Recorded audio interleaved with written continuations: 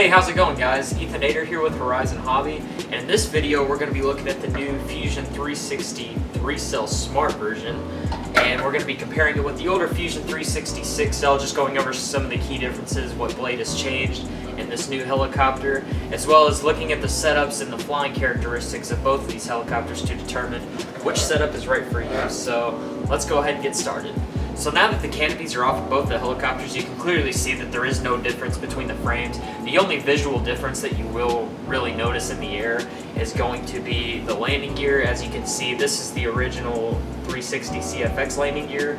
Super rugged, super strong. It's got that traditional helicopter look, which is really nice.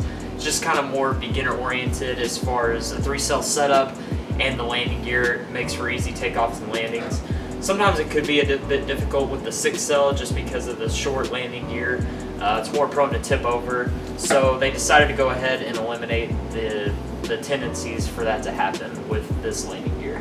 So keep in mind, my Fusion 360 6-cell has a little bit different electronics than the stock one, as you might notice. It's got different servos, and it also has the Avian 60 amp ESC in here, which varies from the electronics from the stock Fusion 360. So just like the Fusion 360 3-cell, this heli came with the 6250HX Flybros unit.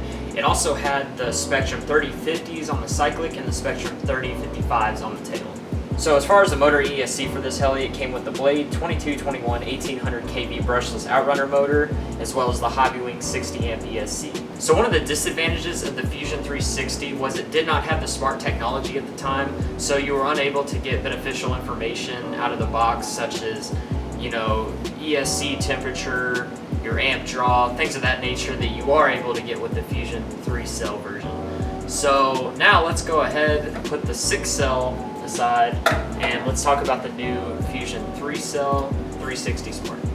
So the biggest advantage of this new version is the implementation of the smart technology, which is done through the Avian 45 amp ESC as well as the 4651T telemetry receiver. And with the combination of those, you can get all of that information that you never got with the older version, which is super nice and super beneficial to every single flight. So the other difference aside from the ESC and the receiver as far as electronics go is going to be the 3400 kV motor, which is on this helicopter and is geared toward 3-cell, and it delivers amazing performance. Now that we talked about the difference in electronics between the helicopters, let's go ahead and talk about the differences in the airframes themselves.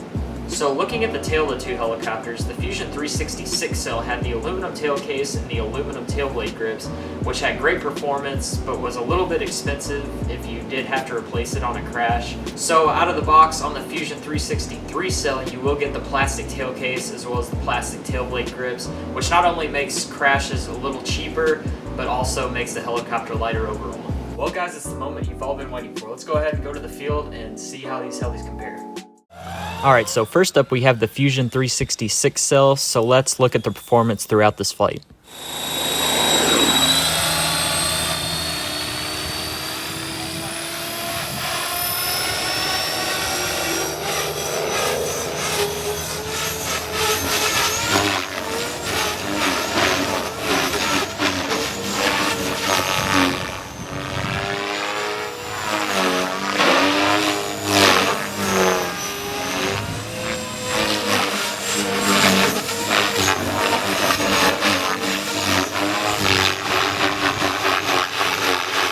So as you can see, with that higher head speed, the helicopter definitely moves relatively quick through the air. Definitely a lot faster than a 3-cell setup. As you can see, it dominates in SMAC 3D. With that higher head speed, it's a lot more snappy, allowing it to perform SMAC 3D very efficiently.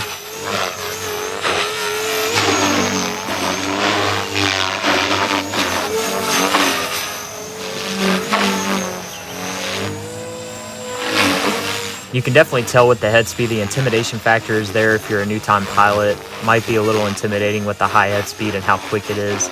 So definitely keep that in mind when you are determining what power setup to use.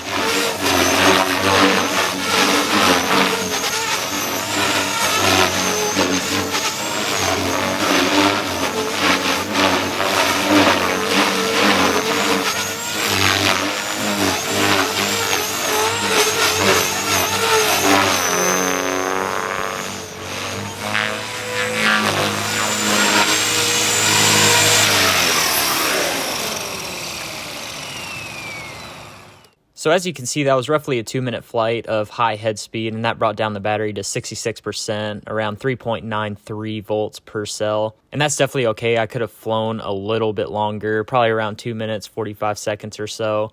Just keep in mind, if you are a beginner, 3.8 is around the threshold. Anything lower than that can cause damage to the battery over time. So with LiPos, just keep it around 3.8 volts. Alright, so next up, let's take a look at the all-new Fusion 360 Smart 3-cell version.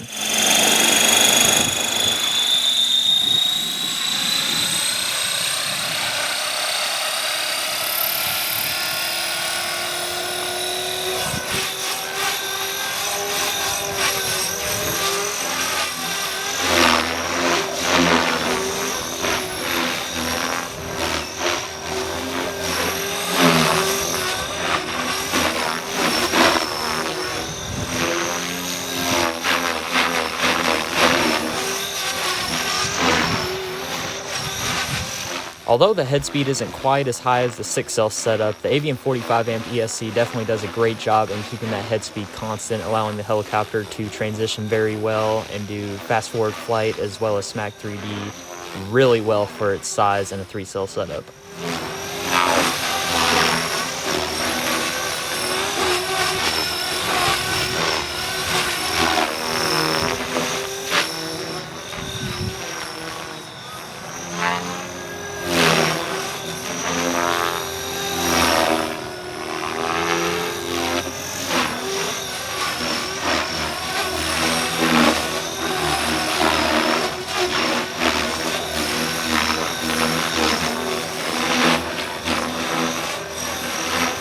And what's great about this helicopter is I can get live telemetry from the Avian ESC, which is great for determining my flight time as well as the overall performance of the helicopter.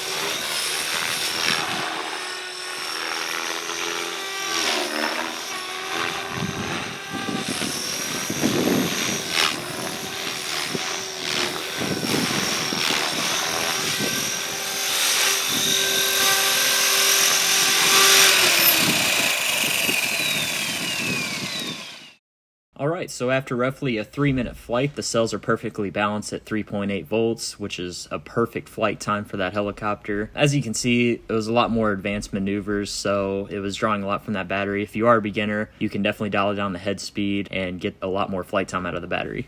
So after seeing a flight on both of these helicopters, you can definitely see that there is a difference in performance between the two. In my opinion, the Fusion 360 3-cell is definitely a lot floatier, a lot more nimble. You can definitely dial the power back, but it will also hold its own in hardcore SMAC 3D as well as open air, depending on the flight style. It's all around a great helicopter.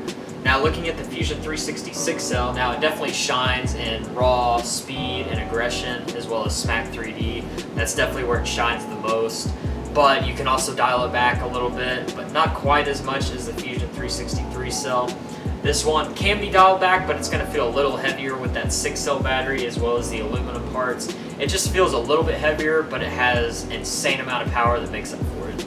Now, if you are a pilot who favors the speed and aggression of 6-cell, then they do make an upgrade. You can get a new motor and ESC for the Fusion 360, and you can get that flight performance of a 6-cell setup. Now, whether you're a beginner or you favor that floatiness of a helicopter, then I would definitely lean towards the 3-cell setup just because batteries are going to be a lot cheaper and parts are going to be a lot cheaper as well just because it's swinging a lower head speed. It's going to handle crashes a little bit better. It's just going to be easier on the parts overall. But keep in mind that 6-cell upgrade is always an option in case you want to venture out into a different flying style or just want more power. So yeah guys, thanks for watching this video. Hopefully this gives you an idea of the difference in flight characteristics as well as help you choose what setup you might want to get in the future. Thanks for watching and don't forget to subscribe.